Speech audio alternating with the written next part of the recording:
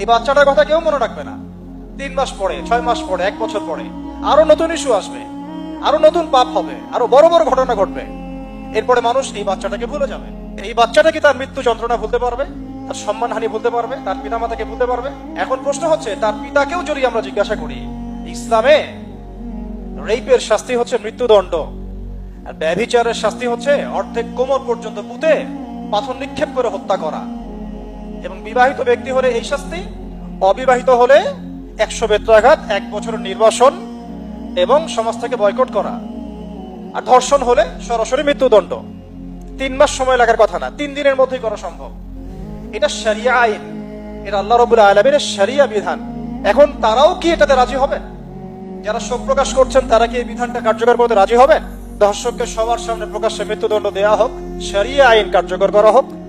রাজি হবেন না। কারণ আপনারা বলবেন এটা করতে গেলে বাংলাদেশ থেকে মৌলবাদী রাষ্ট্র হয়ে যাবে। তো সমস্যার গোড়ায় আপনারা যেতে চান না, ডালপালা নিয়ে নাড়াচাড়া করেন।